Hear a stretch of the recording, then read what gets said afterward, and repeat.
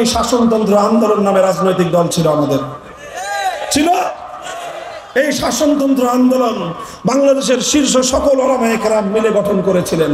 উদ্দেশ্য ছিল বাংলাদেশে কুফরি শাসনতন্ত্রকে উৎখাত করে ইসলামী শাসনতন্ত্র প্রতিষ্ঠা করা হবে। পর্যায়ক্রমে এটার নেতৃত্ব হযরত পীর সাহেব হুজুর চরমনাই রহমতুল্লাহ আলাইহির হাতে এসেছে। ওনারা যখন এটা নিবন্ধনের জন্য তাদের কাছে আবেদন করলেন, নির্বাচন কমিশন বলল বাংলাদেশে কুফরি সংবিধানের অধীনে ইসলামী শাসনতন্ত্র চলতে পারে না, কাজেই আপনারা ইসলামী শাসনতন্ত্র নামে অনুমোদন পাবেন না। এটা ইতিহাস, এটার চোখের অশ্রুর ইতিহাস নয়, বুকে রক্ত পড়ার ইতিহাস। শেষ পর্যন্ত বাধ্য হয়ে ইসলামী শব্দ রেখে শাসনতন্ত্র শব্দ বাদ দিয়ে ওনাদেরকে নিবন্ধন নিতে হয়েছে। এটা আমাদের জন্য করুণ এক ইতিহাস। এই বাংলাদেশে শিরকের সামনে তাওহীদকে পদদলিত করবার এক ইতিহাস, কুফরের সামনে ইসলামকে বলি দেওয়ার এক ইতিহাস। আরো মর্মান্তিক আর একটা ইতিহাস আছে, বুঝেন, শুধু শব্দ নয়। বাংলাদেশ জামায়াতে ইসলামী নামে একটা দল আছে, তাদের সঙ্গে আমাদের উলামায়ে কওমিয়ার অনেক মতবিরোধ আছে। সেই মতবিরোধের জায়গাগুলো একটা ভিন্ন জায়গা, কিন্তু একটা জায়গায় আমরা সকলে একমত, সেটা হলো আল্লাহর জমিনে আমরা আল্লাহর হুকুমত চাই। আমরা আল্লাহর জমিনে ইসলামী হুকুমত চাই।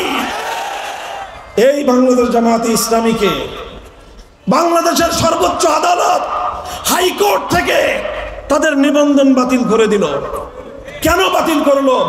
৭১ সালের তাদের বিতর্কিত ভূমিকার কারণে না, ৭১-এর মুক্তিযুদ্ধের ভূমিকার কারণে নয়। তাহলে কেন? আম্বিয়া কেরামকে মাসুম মানে না, সাহাবায়ে কেরামকে মেয়ারে হক নিয়ে তাদের আলোচনা আছে, এই কারণে না, এই সকল কারণে নয়। বাংলাদেশ জামায়াতে ইসলামীর নিবন্ধন বাতিল ঘোষণা করেছিল হাইকোর্ট শুধু এই কারণে যে তাদের সংবিধানে আল্লাহর সার্বভৌম ক্ষমতার কথা বলা হয়েছে, তাদের সংবিধানে তাওহীদের কথা আছে। অর্থাৎ আদালত বলতে চায় বাংলাদেশে শিরকের রাজতন্ত্র চলবে, শিরকের তন্ত্র চলবে, বাংলাদেশে কুফরি সংবিধান চলবে, আল্লাহর সার্বভৌমত্বের কথা বলা যাবে না। বলেন, এই ঘটনার পরেও এদেশের লক্ষ লক্ষ মুসলমান এখন আমরা মাটির উপর দিয়ে বিচরণ করি। এটা আমাদের জন্য অনেক বড় একটা কষ্টের বিষয়, হৃদয় বিদারক একটা বিষয়। আপনারা হৃদয় দিয়ে অনুভব করেন কিনা আমি জানি না। বলবেন, হুজুর এই সকল পেশাল কেন পারতেছেন? এই ইসলামী সম্মেলনে রাজনৈতিক আলাপ কেন করেন?